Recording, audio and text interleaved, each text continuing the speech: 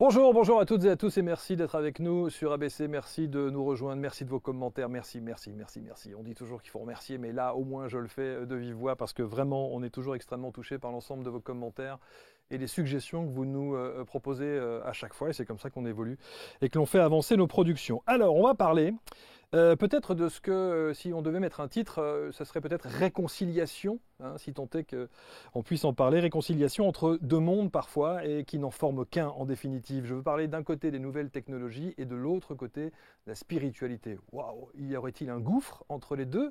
Certains le pensent, d'autres affirment que c'est exactement le même univers, la même dimension et la même manière de fonctionner. Alors existe-t-il vraiment un trait d'union entre l'univers des geeks, happés souvent par ces nouvelles technologies qui envahissent notre quotidien, et la dimension spirituelle en dehors de la matière? Peut-on vraiment associer l'invisible au visible et créer une interaction entre l'esprit et le matériel? C'est pas du jus de cerveau, c'est extrêmement bien expliqué parce que celui qui est installé sur les canapés qu'on va recevoir maintenant en a écrit un livre qui est absolument fascinant et je me suis dit en lisant ce livre, mais bon sang, mais c'est bien sûr. Voilà, vous allez l'accueillir. Le livre s'appelle Geek et Mystique, ça veut tout dire. C'est un magicien du quotidien, voilà, c'est le moins qu'on puisse dire. Et il s'appelle Olivier Clerc, il est sur ABC, à tout de suite.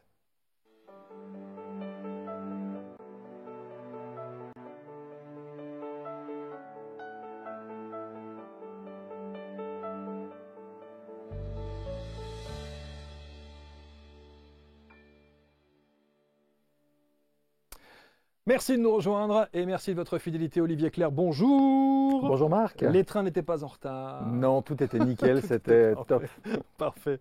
Bienvenue à Paris, bienvenue dans ce studio, bienvenue et merci d'avoir quitté cette petite bourgade où tu te sens si bien, Oui, carrément. où tu travailles de manière apaisée, Mais oui, dans la nature, au dans la calme. nature, tu as Yes. raison. Ouais. Alors je vérifie juste un truc parce que tu sais que j'ai mes petites habitudes. Hop, et je mets ce petit Bouddha qui me suit toujours. Ah, Voilà. magnifique. Merci d'être là.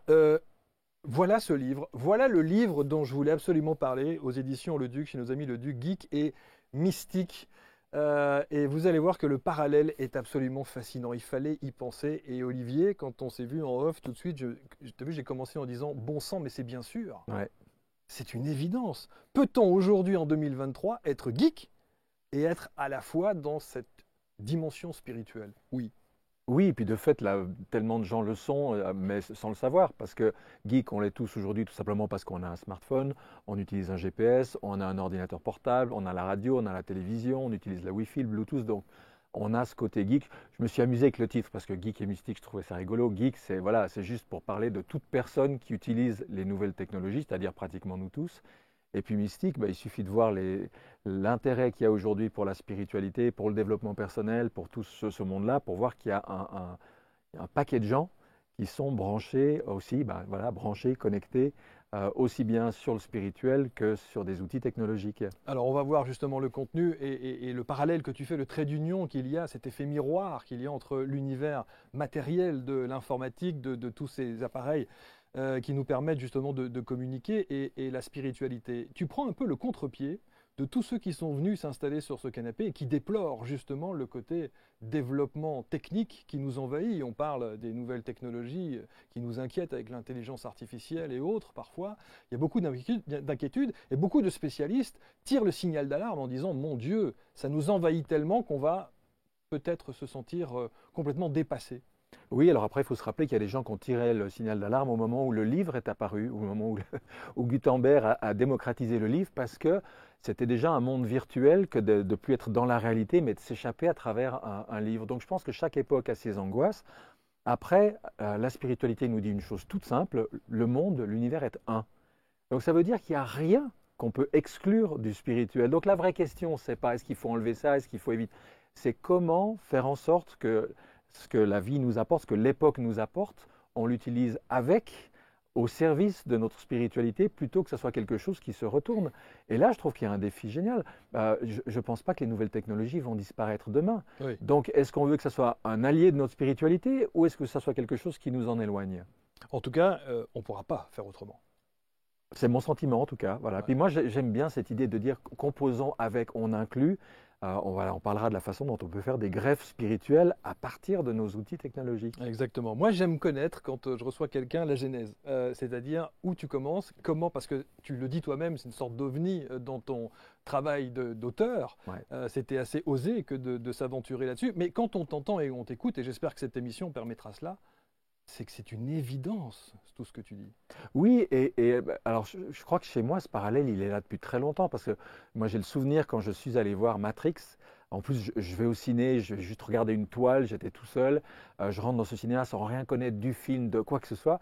Et au bout de 10 minutes, j'hallucine et je me dis, mais qui a fait ce film?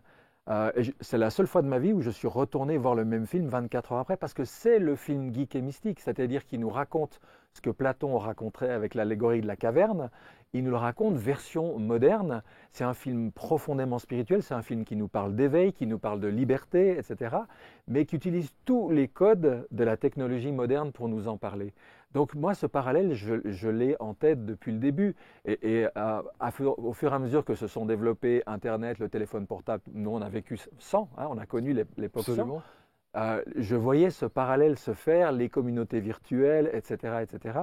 Et à un moment, je me suis dit, ça serait quand même marrant d'en parler. Alors, est-ce que ça va prendre? Est-ce que les gens vont être attirés par ça? Mais je me suis dit, on a une chance extraordinaire de faire comprendre le spirituel à ceux qui ne le comprennent pas, et pour ceux qui sont branchés spiritualité, de comprendre l'univers technologique, parce qu'il y en a certains qui s'en approchent comme ça en Oui. freinant des cas de fer. Ça, on a tous dans notre entourage des gens, quand on parle de nouvelles technologies, qui disent, ah, c'est pas mon truc, j'y connais rien, il faut appuyer sur 36 boutons. Quand on prend des termes techniques, c'est toujours extrêmement compliqué. Et à l'inverse aussi, quand on parle de spiritualité, on peut se dire, oh là là, ceux-là, ils sont un peu satellisés, hein, pour ne pas prendre un terme technique, et ils sont en méditation ou en lévitation sur leur nuage. Il y a vraiment une passerelle. Toi, tu parles de miroir.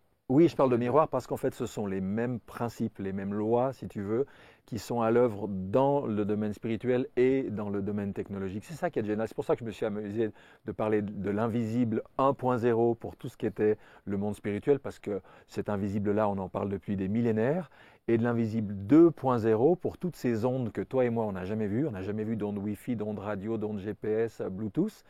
N'empêche qu'on manipule de l'invisible du matin au soir. Tu vois. Donc je trouve intéressant de montrer que ces deux invisibles-là sont les miroirs l'un de l'autre. Ouais, ils sont reliés. Voilà, Ouais. exactement. Et ça, c'est aussi intéressant parce que quand on décide, et quand tu te lances dans cette écriture-là, j'ai eu le sentiment, peut-être que je me trompe, mais j'ai eu le sentiment que ce livre, il a dû s'écrire au fur et à mesure avec des éléments qui sont venus à toi dans la pratique de la technologie que tu as tous les jours, que nous avons tous les jours. Et j'ai l'impression que tu as rajouté des choses qui n'étaient peut-être pas nécessairement prévues initialement.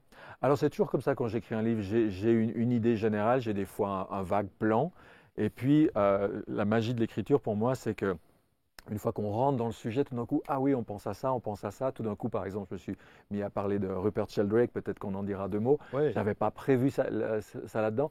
Et ça, j'aime ça. C'est-à-dire que j'aime bien qu'on ne prévoit pas tout finalement dans l'écriture, qu'on part sur quelque chose et puis après, l'inspiration vient et le livre s'écrit devant nous, quoi. Alors, Rupert Sheldrake, évidemment, parce que je suis ce que tu fais et ce que tu dis, ça, c'est une personnalité absolument incroyable. Pourquoi est-ce que c'est une de tes références? Parce que, alors moi j'ai eu la chance de le rencontrer en 92 à Amsterdam, je l'ai interviewé et d'ailleurs j'ai une réplique de lui qui m'est restée à vie parce qu'à un moment je lui parlais, je lui disais mais vous ne trouvez pas que c'est génial que de plus en plus la science rejoigne par certains côtés la spiritualité avec les avancées de la physique quantique, de ce qui se passe dans différents domaines. Et il m'a regardé avec un air un peu déconfit comme ça en me disant vous savez, moi j'aspire simplement à ce que la science devienne vraiment scientifique et qu'elle se débarrasse de ses croyances, du scientisme et des superstitions. Et quand on voit le livre qu'il a écrit 15 ans après, justement, sur toutes les croyances de la science, tout était déjà là. Mais voilà, Rupert Sheldrake, pour moi, quand il sort sa théorie des champs morphogénétiques en 1980 ou 81, c'est un truc de dingue, c'est absolument fascinant. Et le sillon qui va creuser depuis 40 ans à travers ça, nous faire comprendre ce que sont ces champs de conscience, ces champs d'énergie, c'est pas pour rien que ça a été repris dans la sociologie, dans la psychologie, dans l'étude des animaux, dans plein de choses, parce qu'on a une théorie qui fait le lien entre le monde spirituel d'un côté et le monde technologique de l'autre. Et est-ce que tu te sens presque investi d'une mission quand il s'agit effectivement d'expliquer ce trait d'union qu'il y a entre, cette similitude qu'il y a entre le monde virtuel et le monde spirituel? Alors, je n'irai pas jusqu'à mission, mais déjà, j'ai envie de dire que ça m'amuse. Moi, je me suis beaucoup amusé à écrire Geek et Mystique. C'est la première fois que j'écris un livre en tu, mais je me suis dit, Oui, dans tous les ateliers de développement personnel et de spiritualité, on se tutoie. ouais. Dans le monde informatique, geek, etc., on se tutoie. Donc voilà, je préviens d'entrée que mon lecteur que je le tutoie. Et puis, je me suis dit, j'ai un petit espoir comme ça. Je me suis dit, avec ce bouquin, je peux peut-être toucher deux publics que je touche moins d'habitude. C'est les jeunes. Et mon second fils, qui a 20 ans, quand il l'a lu, il a surkiffé, comme il m'a dit, alors qu'il ne lisait pas, mais en fait, il l'a dévoré. Et du coup, d'ailleurs, il s'est remis à lire derrière ce bouquin-là. Et puis les hommes, parce que mine de rien, tu l'as remarqué, dans le développement personnel, moi, j'ai un public 80% féminin, tu vois. Et je me dis, c'est le bouquin que les femmes vont faire lire à leurs copains, à leurs mecs, en disant, ouais, ça fait 5 ans, 10 ans que tu te payes ma poire parce que je fais des ateliers, etc. Lis voir ça, hein. Peut-être que tu vas commencer à comprendre. Voilà, c'est un livre qui, pour moi, peut créer des passerelles, réunir des choses qui n'ont aucune raison d'être Et séparées. tu utilises un mot qui est le mot réconcilier. Oui, ouais. Il y a nécessité de réconcilier? Ben oui, parce que moi je parle de paradoxe techno-spirituel. Je pense qu'un jour on en rira en disant, vous vous rendez compte que fin du XXe siècle, début du XXIe siècle, On se posait ces questions. ces deux mondes, ils étaient Ouais, complètement ouais, séparés. ouais. Ils ne s'étaient pas encore rendus compte qu'en fait, ils découlent exactement des mêmes principes qui sont miroirs l'un de l'autre, qui fonctionnent pareil. Moi j'espère que ça fera rire les générations futures. Donc j'espère que ce livre va aider à se rendre compte que le monde est un et que ce qui marche, qui fait fonctionner l'invisible à 1.0, c'est la même chose dans l'autre. Et je pense que les jeunes qui jonglent avec ces outils d'une façon dingue, hein, ben quand ils vont se rendre compte, ah ouais, le spirituel c'est pareil, ben j'espère que ça va leur faciliter l'accès finalement, alors que tu remontes de 50, 100 ans, ben quand on parlait d'égrégores, quand on parlait de différentes choses, ben c'est vrai qu'il n'y avait pas de support matériel, il n'y avait pas de support scientifique, il n'y avait pas de support technologique. Donc on croyait à des choses. Aujourd'hui, on a tous les éléments pour pouvoir en comprendre finalement la logique sous-jacente. Pour en donner un exemple très précis dans ce que tu dis, il y a quelque chose qui est très intéressant, c'est que notamment sur le réflexe du matin. Tu parles Ouais. du réflexe du matin Ouais. et de cette manie qu'on a systématiquement. Parfois, c'est la première chose que font les gens avant même de se lever, Ouais. c'est de tendre la main pour aller choper le téléphone et aller regarder le téléphone. On devrait peut-être faire ce même geste, mais avec une dimension spirituelle. Voilà. Et c'est là où je parle de grève spirituelle, c'est qu'effectivement, puisque les gens ont déjà cette habitude-là, est-ce que j'ai reçu un SMS, est-ce que j'ai reçu un message, est-ce qu'il y a quelque chose sur Messenger ou sur Insta ou Facebook. Donc le réflexe de se connecter à ce plus grand que soi qu'est Internet. Et ce que je suggère à mes lecteurs lectrices, c'est de dire 5 secondes avant de vous connecter aux technologiques, faites la même chose mais là-haut. Branchez-vous sur le monde spirituel, branchez-vous sur la source. Demandez là aussi à télécharger les informations, les inspirations, les choses dont vous avez besoin. Alors vous n'allez peut-être pas avoir une révélation cosmique, mais ce moment de connexion va laisser pénétrer en vous des choses qui font que dans la journée, vous serez au bon endroit, au bon moment et qu'il se passera les bonnes choses pour vous. Et ce qui me fascine, c'est que tu utilises, pour expliquer cette spiritualité, des termes très matériels de la technologie. Mais oui, Tu viens de le dire, mais oui. télécharger les informations, recevez dans le cloud, le download, etc. Enfin, tous ces trucs qu'on connaît tous par cœur et qui s'adaptent parfaitement Ouais. à la spiritualité. Ah bah, petite anecdote, j'avais emmené Miguel Ruiz et son fils José, ils étaient venus en France en 2012, je les amène au Val de Consolation où on animait beaucoup de choses et normalement il y a une balade de 20 minutes qui nous amène à des cascades absolument resplendissantes. Sauf qu'avec Miguel Ruiz on a mis 1 heure et demie pour faire ce trajet parce que tous les 200 mètres il s'arrêtait et puis tout d'un coup il nous disait quelque chose ou tout d'un coup il parlait à telle ou telle personne et là j'avais son fils José qui me donne un coup de coude puis qui me dit Papa is downloading information. Papa est en train de télécharger de l'info. Et j'ai trouvé que c'était tellement juste. C'est-à-dire que ce que j'aime chez Miguel, c'est que c'est un type tout à fait normal. Il ne joue pas à être Miguel Ruiz. Il peut regarder un match de foot, on peut parler de la pluie et du beau temps, mais à la seconde où il a quelque chose à dire, où la situation l'exige, ben effectivement, paf, ça télécharge. Et puis là, on vit des moments qui sont beaux. Donc j'ai adoré ça. Papa est en train de télécharger de l'info. Est-ce que tu télécharges? Est-ce qu'il t'arrive, toi, justement, de mettre en application ce que tu écris? Bien sûr, mais je pense qu'on le fait tous. Alors des fois, on le fait consciemment. Euh, Moi, dans l'écriture, il y a des moments où je n'ai pas l'impression d'écrire, j'ai l'impression de lire ce qui s'écrit à travers moi. Je suis le premier surpris. je suis pianiste à côté, je joue du piano depuis 50 ans. J'ai aussi vraiment souvent vécu ces moments-là, aussi bien en interprétant un morceau classique où tout d'un coup tu es habité et puis tu en as les larmes aux yeux de dire ouais, c'est juste pas moi qui le joue comme ça, que quand je suis dans de l'impro, tout d'un coup tu chopes un fil et puis ça se déroule. Et tu sens qu'à ce moment-là, tu télécharges, tu sens que c'est quelque chose qui t'utilise. Et je pense que toute personne qui est créative, mais j'ai envie de dire, mais dans le sport, c'est pareil. Tu vois bien un artiste, un sportif, à un moment, tu dis, mais pour faire ce coup de, Mm. ce revers-là, un Roger Federer, pour faire ce coup au foot, Zidane ou un autre, mais tu sens qu'ils sont habités.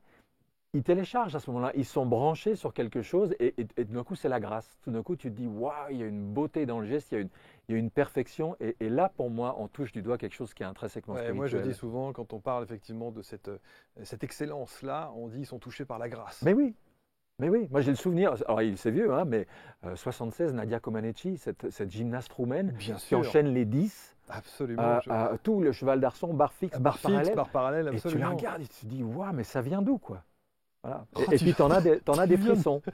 tu viens de me replonger là. Oh, je revois ce petit bout de femme. Elle est toute Ouais, petite en ouais. plus, hein, Nadia Comaneci. Et effectivement, je revois très très bien ça. Mais ils sont tous comme ça habités. Alors, c'est toute la question de la créativité. Oui. La créativité, quand on en parle, beaucoup vont dire c'est avant tout le travail. Je suis pas sûr. Alors, c'est les deux. C'est-à-dire que le travail, c'est ce qui nous permet de devenir transparent.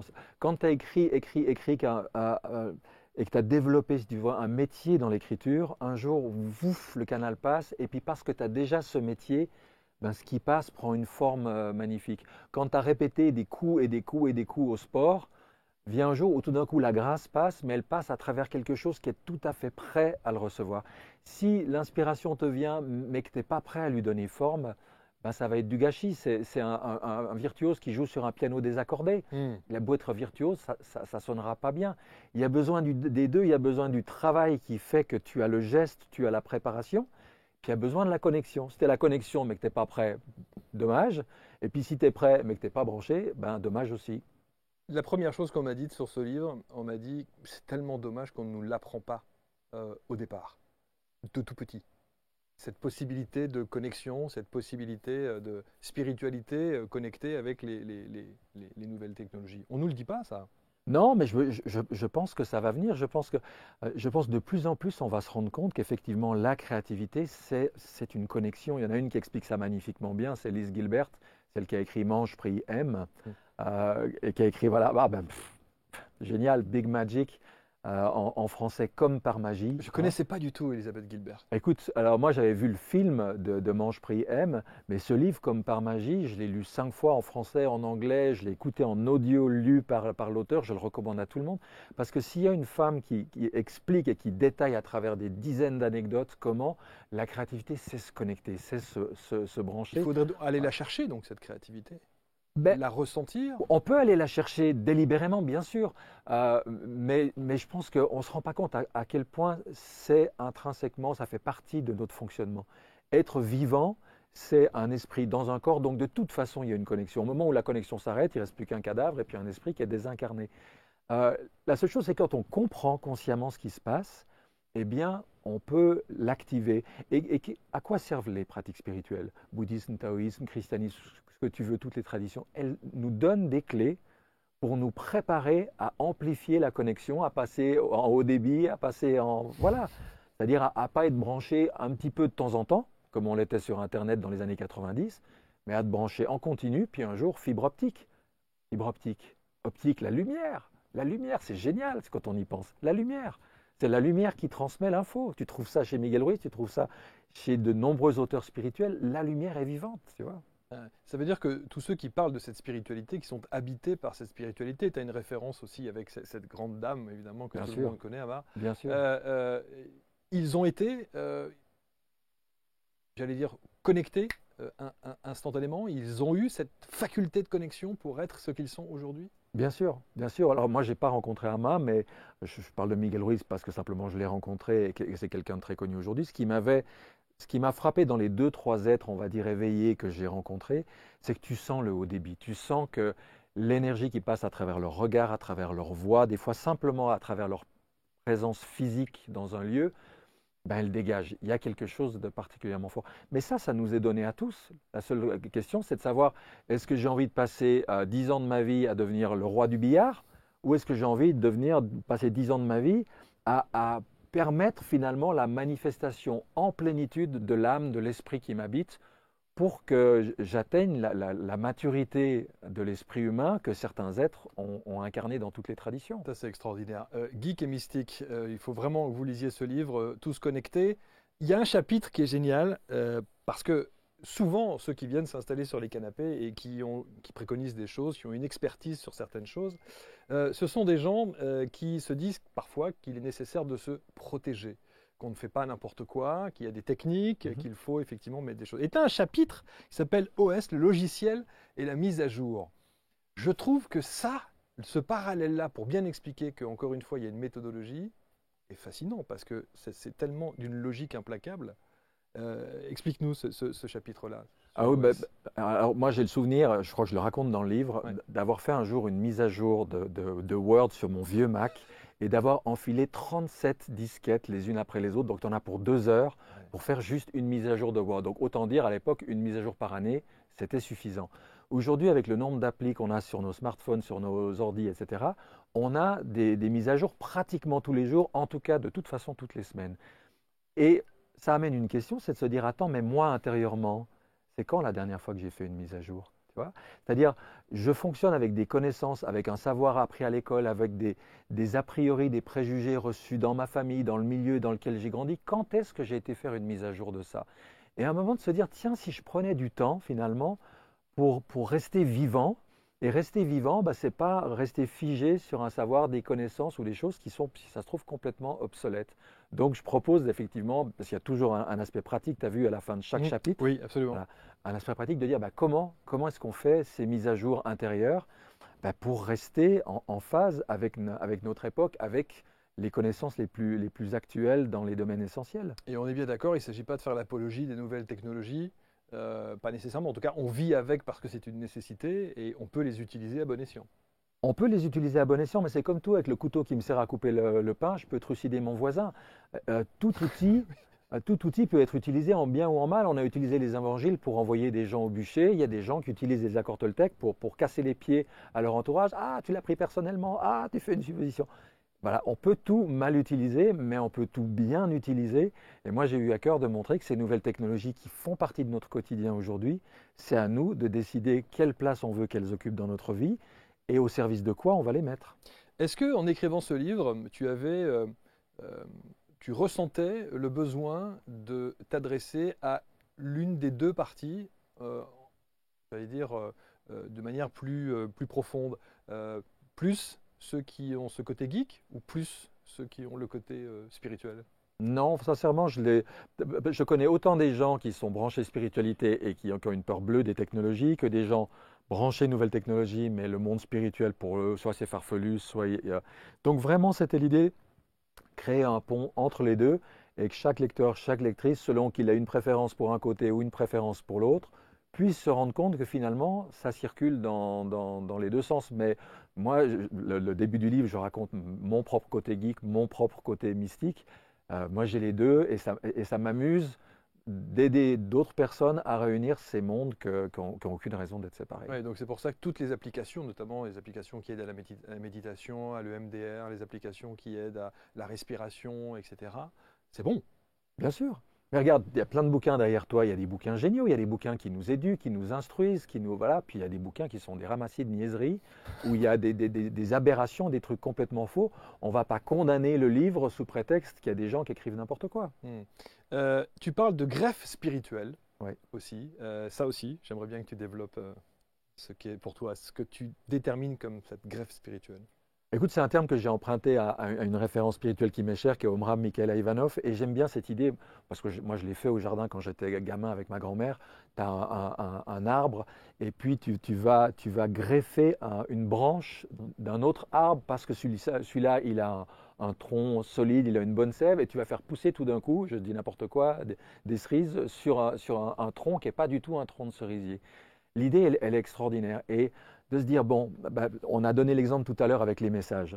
Je disais par exemple aux gens, prenez votre téléphone portable, vous mettez en fond d'écran, par exemple une bougie ou un symbole religieux ou spirituel qui vous inspire. Ça veut dire que chaque fois que vous allez prendre le téléphone, ah, paf, je profite de la technologie, je greffe sur mon réflexe technologique un réflexe spirituel. Et à ce moment-là, c'est plus ou bien, c'est pas l'un contre, c'est avec. J'utilise la technologie, voilà. Avant de prendre mes mails, mes messages, je me connecte, je me branche. Et petit à petit, ça devient un jeu. C'est-à-dire qu'on est constamment en train de jongler entre ces deux mondes. L'un nous permet de passer à l'autre et vice-versa. Voilà, cette idée de greffe, elle me semble hyper intéressante. Et tu avais déjà ces instants de pause, et notamment dans ton précédent ouvrage, Magicien du quotidien, où tu préconisais de porter quelque chose qui nous permettait à un moment donné de se souvenir qu'il fallait marquer un temps de pause pour rentrer en connexion, en introspection spirituelle. Voilà ce que j'appelle les pauses de conscience Ouais, que c'est moi ça. j'avais développées pour devenir lucide dans mes rêves, mais qui amènent tout simplement à revenir ici, maintenant, alors qu'on le sait, hein, tout le monde a écrit là-dessus, le travers du mental, c'est soit de passer son temps à ressasser le passé, soit de plonger dans le futur, mais de ne pas être là. Et donc j'utilisais effectivement des clés pour finalement augmenter au maximum le moment où on est présent. Et plus on est conscient, finalement, plus tout peut être transformé, et c'était le but de Magicien du quotidien. Mais les deux livres, en fait, sont Mais oui, très complémentaires l'un de l'autre. Hein. absolument, et c'est pour ça que je fais ce parallèle-là, parce que tu parlais du petit objet que l'on pouvait porter quelque part sur soi, et là, tu viens d'évoquer effectivement le fait de mettre peut-être en fond d'écran sur sa tablette, son ordinateur ou sur son téléphone, quelque chose qui est susceptible de nous rencontrer avec cette dimension spirituelle. Mais oui, dans le train, il m'arrive régulièrement d'entendre à un moment le ting, tu sais, le son de cloche tibétaine. En général, c'est des gens qui ont l'appli Mindfulness Bell, je crois que ça s'appelle, que tu règles soit en aléatoire, soit toutes les 5 ou 10 ou 15 minutes. Et puis au moment où il y a ce son, un moment de pleine conscience, un moment de revenir ici, maintenant. Je voudrais qu'on revienne sur, parce que cette histoire de créativité, parce que je trouve absolument, je trouve ça fascinant. Est-ce que tu penses aujourd'hui qu'on ne prend pas suffisamment de temps pour se poser et pour demander à avoir cette inspiration qui va ensuite nous permettre d'être dans la créativité? Alors oui, ça j'en suis assez certain. C'est intéressant que tu emploies le verbe demander parce que il y a encore des milieux éducatifs. Moi j'ai grandi dans un milieu comme ça, protestant à Genève, où ça se fait pas de demander. Demander, c'est pas bien, tu vois. Et on oublie que dans les évangiles, il est dit demandez et on vous donnera, cherchez et vous trouverez, etc. Frappez et on vous ouvrira. Demandez, demandez. Et je trouve que c'est intéressant, effectivement, de demander. Alors après, qu'est-ce qu'on demande? On peut demander 1 million sur son compte en banque, une Oui. plus grosse maison, une Jaguar, etc. Bon, c'est ce que je déplore en fait dans une pseudo-spiritualité nord-américaine qui ramène tout à l'ego et qui ramène tout au matériel. Hmm. Mais on peut faire des demandes beaucoup plus intéressantes pour moi, c'est de dire, mais j'ai envie de recevoir, de rencontrer ce dont j'ai besoin pour complètement m'épanouir. Parce que je ne suis pas venu sur cette planète pour rien. Donc j'ai envie à la fois de développer ce que je suis fondamentalement pour pouvoir ensuite l'offrir au monde. Mais une demande comme ça qui n'est pas spécifique, derrière, elle t'attire tout ce dont tu as réellement besoin. Mais on peut très bien aussi demander, en tout cas faire la démarche de demander sans demander du concret. Oui, On peut très bien dire, donnez-moi, oui, voilà. et attendre. Voilà, donnez-moi la lumière, donnez-moi l'amour, donnez-moi la vie, parce qu'une fois que j'ai ça, le reste viendra, tu vois. Et c'est là où je déplore des demandes trop ratatinées, trop précises, parce que moi, il y a eu des choses qui me sont arrivées dans la vie, j'aurais même pas imaginé les demander. Est-ce que j'aurais été demandé là-haut, euh, faites en sorte que je reçoive un SMIC tous les mois, sans rien faire, cadeau, comme ça. Jamais j'aurais été demandé un truc comme ça. Et pourtant, ça m'a été donné à un moment dans ma vie où j'étais au chômage, où j'étais pire que ça, j'étais au RSA.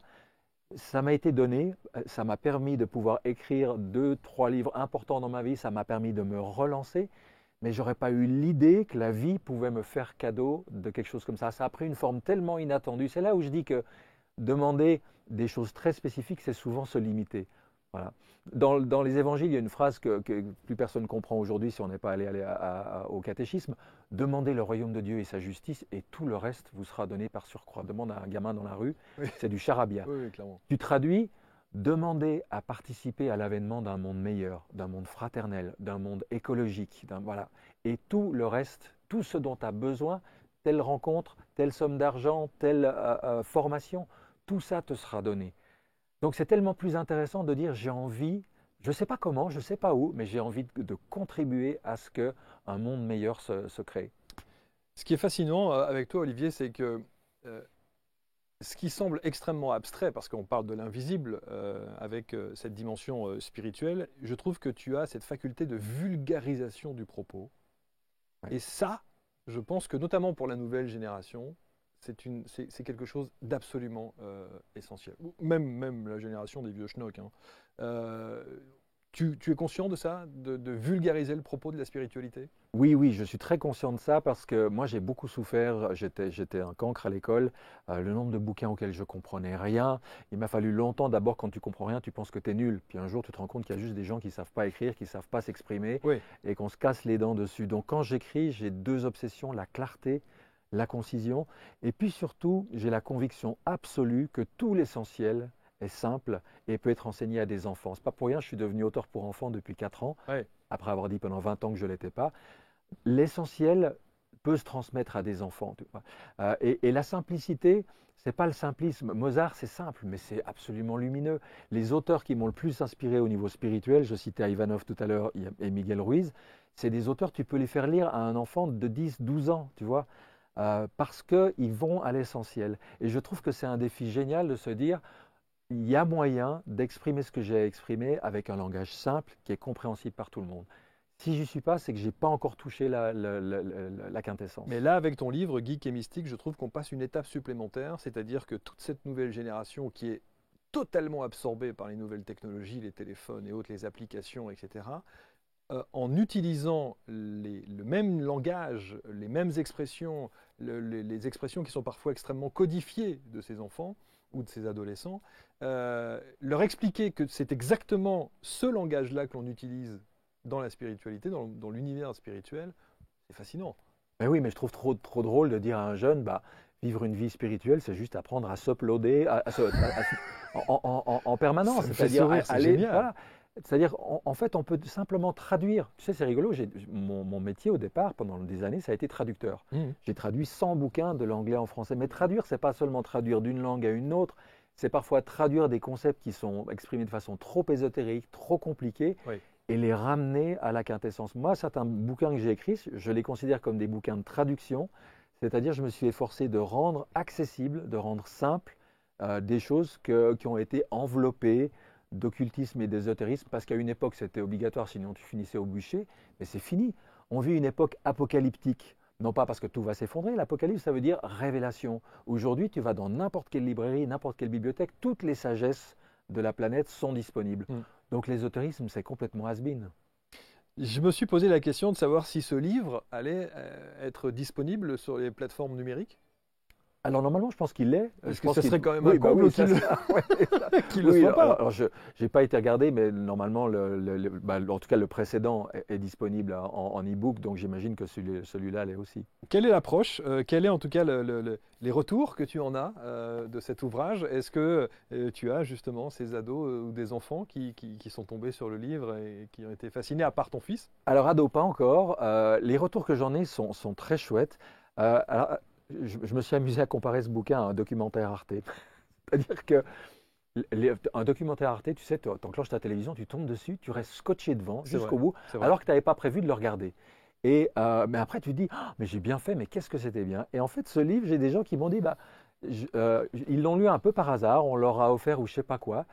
C'était pas le livre qu'ils auraient acheté au départ, mais derrière, ils se disent, ah, waouh. Donc, il a un peu cet effet-là. J'espère qu'il va quand même se frayer un chemin et mine de rien d'être là avec toi et les médias vont jouer un rôle parce que jusqu'à maintenant, tous ceux qui l'ont lu m'en font des retours qui sont vraiment super chouettes en disant, ah, mais tout d'un coup, ça semble tellement évident. Mais c'est ce que j'ai dit tout à l'heure, bon sang, mais c'est bien sûr. Ouais. C'est exactement ça. Tu parles, tiens, dans le chapitre 6, ce qui est intéressant, tu parles des communautés. Alors, il y a des communautés dans le développement personnel, dans le bien-être, dans la spiritualité, et les communautés de geeks existent aussi. Là aussi, il y a un parallèle simple à faire. Oui, et puis en plus, alors, de plus en plus, ces deux se rejoignent, c'est-à-dire qu'il y a des gens qui font partie d'une sangha bouddhiste, par exemple, ou d'une tarika soufie, voilà, qui se réunissent avec des gens qui partagent la même religion, la même approche, qui prient ensemble, qui méditent ensemble, qui ont leur communauté. Et puis il y a des communautés virtuelles où tu as des gens du monde entier, que ce soit des scientifiques ou que ce soit des gens branchés sur d'autres choses, qui échangent sans habiter dans le même lieu.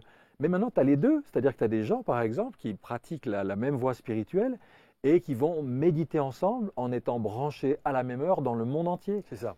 Qu'est-ce qu'il y a de plus geek et mystique que ça, tu vois, d'utiliser, moi je l'ai fait à travers des Zooms, où tout d'un coup, tu as des gens qui sont branchés au Québec, en Belgique, en Suisse, dans toute la francophonie, et puis on prend un temps de méditation tous ensemble, et on sent qu'il y a ce champ de conscience qu'on partage, cet égrégore, pour prendre un vieux terme, ou ce champ morphique pour parler Sauf que de pour Sheldrake. exactement, sauf que pour la nouvelle génération, parler d'égrégore, Ah oui, c'est c'est obsolète. Enfin, tu voilà, vois, c'est quelque chose c'est pas, ça veut rien dire. voilà. Et c'est pour ça que je sais gré à Rupert Sheldrake d'avoir formulé dans un langage scientifique, il a finalement fait renaître des concepts qui étaient des concepts anciens qu'on trouvait dans l'occultisme, mais auxquels il a donné une réalité et une compréhension qui sont totalement, totalement modernes.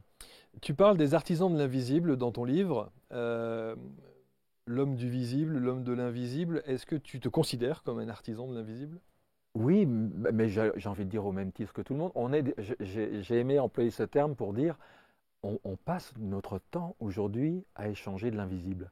C'est-à-dire que tu envoies un SMS, C'est de l'invisible. ça passe par de l'invisible. Oui, clairement. Tu regardes un film sur ta tablette ou ton ordi, c'est de l'invisible qui s'est matérialisé. C'est-à-dire qu'on est constamment dans ce mouvement entre le matériel et l'immatériel. C'est-à-dire je télécharge un film, hop, il est dans mon ordi, je le regarde. J'envoie une vidéo ou un morceau de musique que j'ai fait. On fait ça avec un tel naturel aujourd'hui.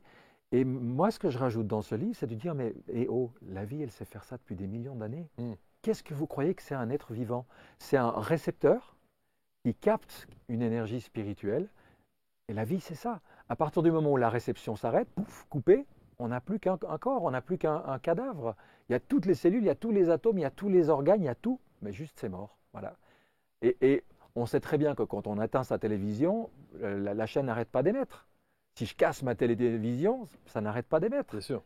Et de pouvoir utiliser tout ça pour rendre compréhensible à tous les notions d'incarnation, de vie, de mort, etc., franchement, c'est topissime. Est-ce que tu ne crois pas qu'on pourrait, vraiment c'est une réflexion que j'ai là à l'instant, il n'y a même pas de préparation dans ce que je te dis, mais est-ce que tu ne crois pas qu'il serait intéressant peut-être de développer, là tu l'as fait au niveau de l'écrit, mais développer une méthodologie peut-être pour réconcilier justement ces deux mondes qui n'en font qu'un en définitive, mais une méthodologie audio ou vidéo ou quelque chose en utilisant tous les termes que tu utilises là depuis le début de cette émission?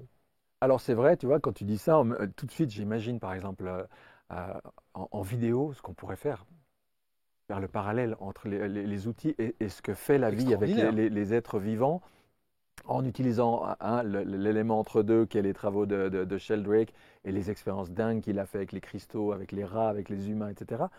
On pourrait rendre ça évidemment beaucoup plus visuel qu'un livre. Là, je travaille sur un projet de BD et ça fait longtemps que je me disais il y a des choses qui pourraient passer par le dessin, mais la vidéo, si on a un peu de moyens, t'imagines, ça serait, ouais, ça rendrait ça Même encore beaucoup en plus. faire un dessin animé presque. Ouais, tout à fait. L'expliquer sous forme de dessin animé. Ouais. Ça serait absolument fantastique. Tu as parlé donc je voudrais revenir un instant sur ce grand monsieur. Moi, j'avais eu l'occasion de produire un très bel événement à Toulouse, justement pour parler de conscience, et on avait eu la chance d'avoir une intervention, non pas en présentiel, mais on l'avait filmé, de Rupert Sheldrake, justement.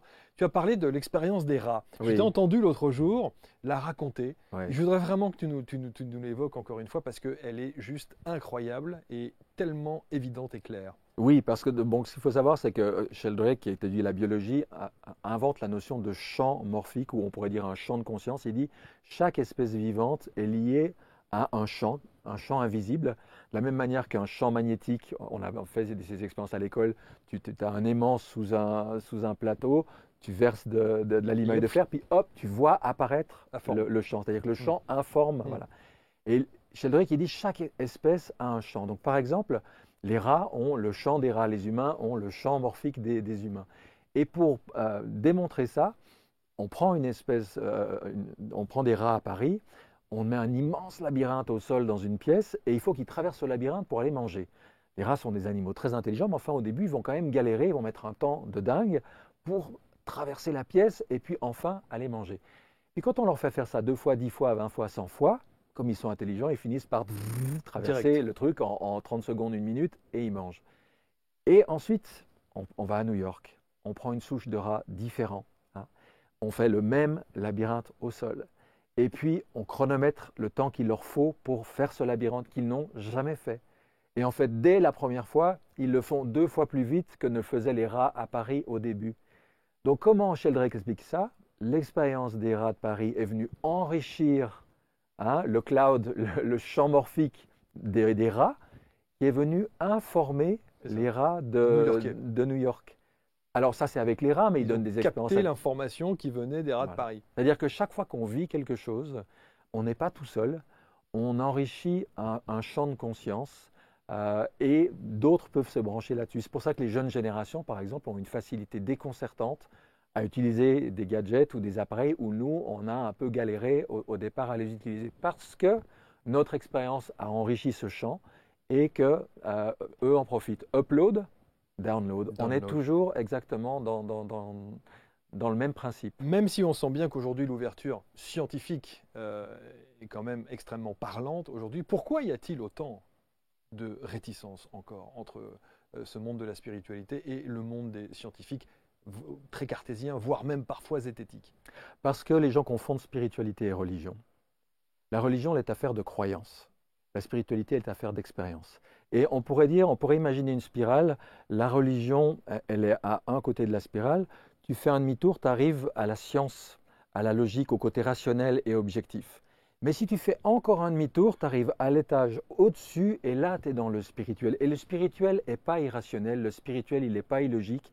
Le spirituel, il ne te demande pas de croire, il te demande de vérifier. Le spirituel est aussi scientifique, c'est-à-dire que la science, elle te dit, tu prends 2 éprouvettes, tu mélanges ça, ça et ça, tu obtiens tel résultat. Et ça, tu peux le faire, tu peux faire la démonstration à la télévision, tout le monde le verra. La spiritualité, c'est la même chose, mais dans le monde intérieur. Elle te dit, si tu médites comme ça, si tu respires comme ça, si tu pratiques comme ça, voilà les résultats que tu auras, mais dedans. C'est-à-dire que chacun d'entre nous est dans l'obligation de répéter l'expérience pour que ça devienne mon vécu. Tu peux à 10 ans lire tous les bouquins de sexualité que tu veux, tu ne sauras ce que c'est que la sexualité que lorsque tu auras eu ta puberté et puis que tu seras rentré dedans. Voilà. Eh bien la spiritualité, tu peux lire tous les bouquins que tu veux, tant que tu n'as pas validé par l'expérience personnelle, ça ne fait pas partie de toi. Donc je reviens à ta question, la grande hantise des scientifiques, et on le comprend historiquement, c'est qu'on revienne en arrière. C'est qu'on reparte vers la croyance, vers la superstition, vers des choses complètement irrationnelles.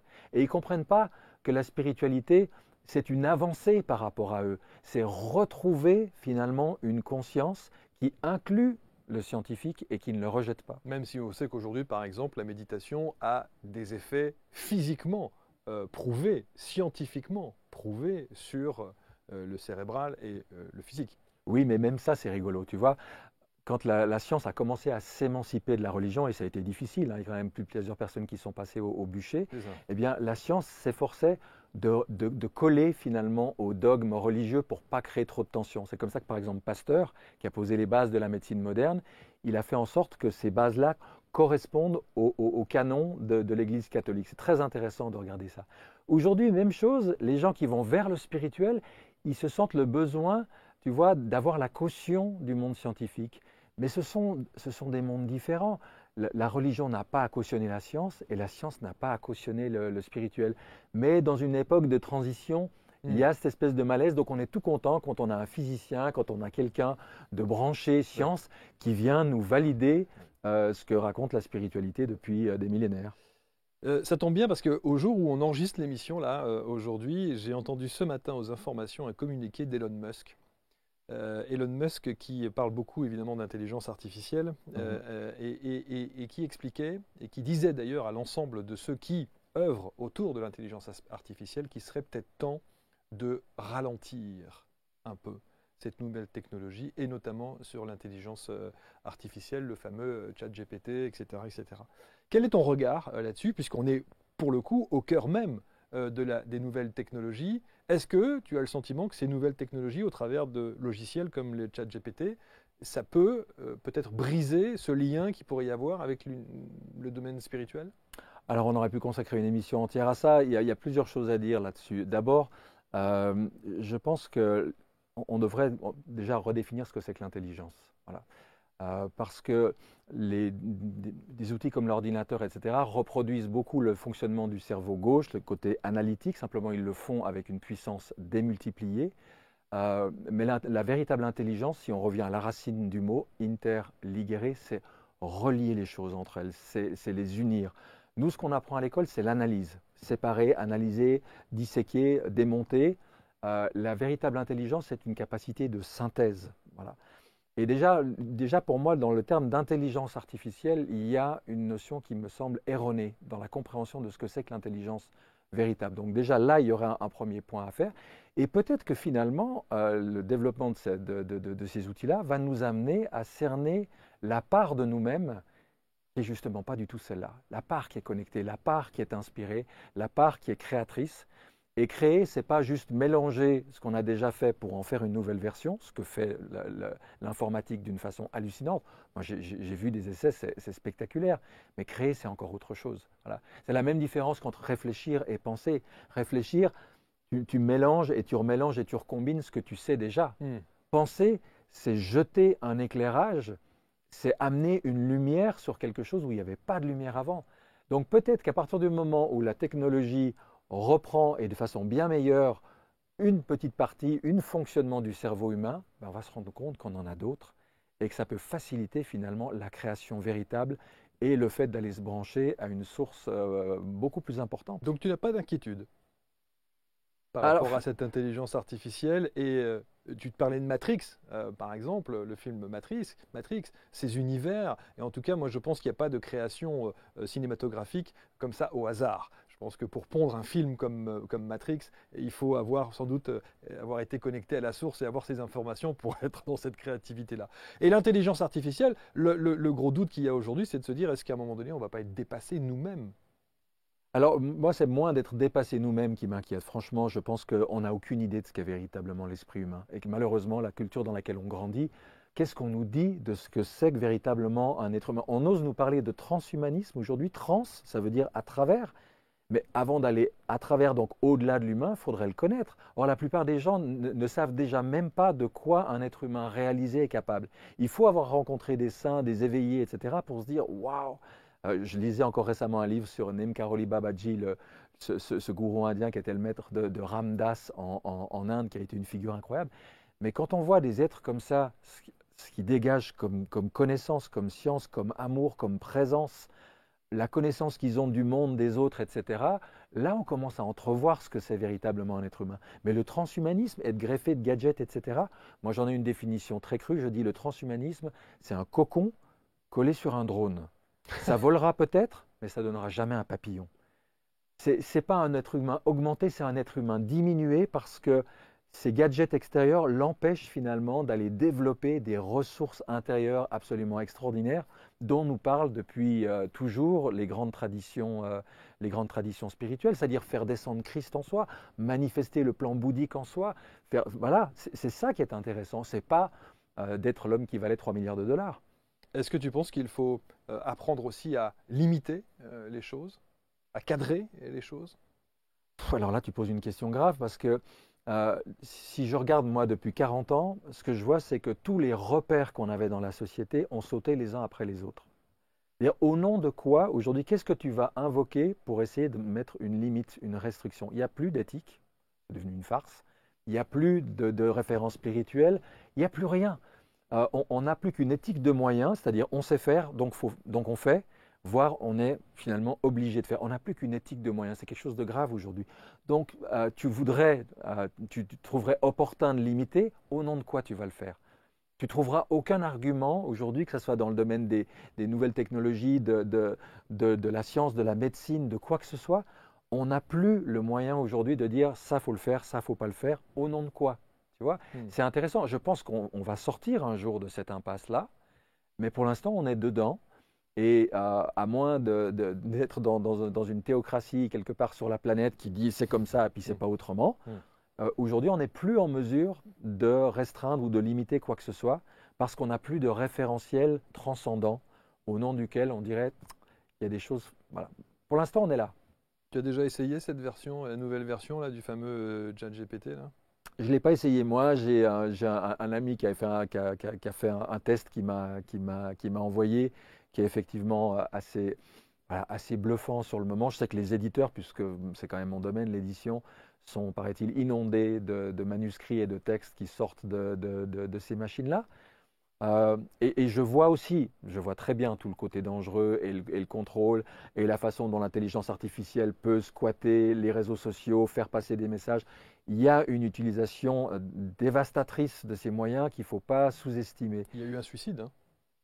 Il y a eu un suicide suite au ChatGPT. J'ai appris ça ce matin aussi. Une personne qui s'est suicidée parce que cette personne était tombée amoureuse de la voix du fameux logiciel d'intelligence artificielle. D'accord. Donc voilà, bon, c'était sans doute une personne fragile, peu importe, Ouais. mais c'est une des dérives aussi, et on a le droit. Donc tu n'as pas d'inquiétude, toi, par rapport à ça. Si, c'est pas que j'ai des inquiétudes, c'est pas le terme. J'ai conscience, voilà, des Ouais. dangers qu'il y a, du fait que certains outils peuvent être utilisés d'une manière nuisible, et j'irai même plus loin qu'ils le seront, parce qu'on n'a jamais vu qu'on ait maîtrisé aucun outil sans être allé aussi chercher un peu du côté sombre et du pire. Donc c'est bien d'avoir conscience de ça. Mais au lieu de partir dans la peur, au lieu de s'imaginer qu'on va pouvoir interdire ça, je suis toujours plutôt en train de chercher, voilà, comment on va pouvoir utiliser ça, comment est-ce qu'on peut grandir, comment est-ce qu'on peut avancer finalement avec ce que le monde nous propose. J'ai jamais vu que l'humanité ait renoncé à quoi que ce soit qu'elle ait découvert, que ce soit le nucléaire, que ce soit demain l'intelligence artificielle ou autre chose. Donc le seul défi, c'est comment est-ce qu'on va chercher en nous des ressources pour finalement favoriser le meilleur, là où le risque du pire est quand même toujours présent. Et pour faire justement un petit parallèle entre ton livre Geek et Mystique, je trouve qu'il y a quand même quelque chose de très très beau en 2023, c'est qu'il n'y a jamais eu autant de gens qui avaient la nécessité, le besoin ou qui ressentaient le besoin de faire ce travail d'introspection, de méditation. Les cours de yoga explosent un peu partout, le bien-être, la spiritualité est très très très en vogue en ce moment. D'ailleurs, on nous a même reproché sur ABC d'être une chaîne de niche. Mais Oui. c'est vrai, on se sent bien. Donc, effectivement, il y a ces avancées technologiques dont on a parlé avec l'intelligence artificielle, et en même temps, on sent bien qu'il y a une vraie prise de conscience sur voilà, l'envie, en tout cas, de se sentir bien et de s'en sentir épanoui et heureux. Oui, mais je vais être un peu taquin, et en même temps pas tant que ça. C'est dans le noir que tu cherches la lumière. C'est dans des moments de contrainte et de difficulté que tu cherches des solutions. Tu regardes ce qui est devenu un Nelson Mandela après 28 ans avoir passé en prison. Tu regardes un Roger McGowan ça fait 30 ans qu'il a passé 20 ans dans les couloirs de la mort. Tu regardes le saint homme que c'est devenu. Tu regardes Gandhi. Le nombre de gens où c'est finalement face à la contrainte, face à la limite, face à la résistance, qui sont allés puiser des ressources en nous.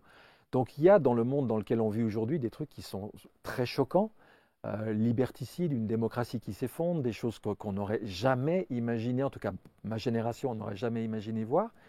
Mais peut-être que toutes ces menaces, toutes ces inquiétudes amènent les gens à se dire, attends, mais je peux me tourner vers où? Ah ben, je vais commencer à me tourner à l'intérieur, je vais commencer à aller développer des ressources. Donc, c'est là où c'est intéressant quand on a une vision spirituelle des choses, c'est de se dire, ok, ce qui me paraît dangereux, limitant, étouffant, contrôlant au premier degré, ben finalement, c'est peut-être exactement ça qui va faire germer des choses qui ne germeraient pas. Tu sais, je crois que c'est les séquoias géants de Californie, leurs semences, leurs graines ne peuvent germer qu'après un incendie. Exact. Voilà.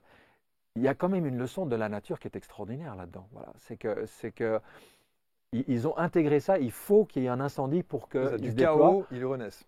Ben parce qu'ils savent que l'incendie dégagera de la place, donc dégagera de la lumière, et que s'ils essayaient de germer alors que tous les arbres sont géants, 90 mètres autour d'eux, ils ne germeraient pas. Donc moi, je m'intéresse beaucoup à la sagesse qui est inscrite dans la nature. Si on prend le temps d'observer les phénomènes, que ce soit le climat, que ce soit les animaux, que ce soit il y a vraiment tellement de leçons à prendre dans la nature. C'est fascinant. Moi, je pourrais écouter Olivier pendant des heures. Je pourrais le questionner également pendant des heures. Il faudrait qu'on se fasse un plateau ici pour parler justement de l'intelligence l'intelligence spirituelle, enfin tout du moins l'intelligence, l'IA, comment ça s'appelle déjà artificielle, oh, pardon. L'intelligence artificielle, justement, avec cette dimension spirituelle et la mettre. Parce que là, tu parles geek, mais c'est le geek de. Voilà, du quotidien, de ce que nous sommes avec nos téléphones. C'est notre côté geek. Voilà, c'est notre petit côté geek. Mais là, quand on commence à parler d'intelligence artificielle, on est dans à une autre échelle du côté geek. Oui, ça serait bien de faire un plateau débat là-dessus. Oui, pourquoi pas. Tu seras convié évidemment. Geek et mystique, vous lisez ce livre, c'est très intéressant. Offrez-le aussi, tant qu'à faire. Partagez-le à droite à gauche et en particulier avec les plus jeunes qui sont en permanence rivés sur leur téléphone.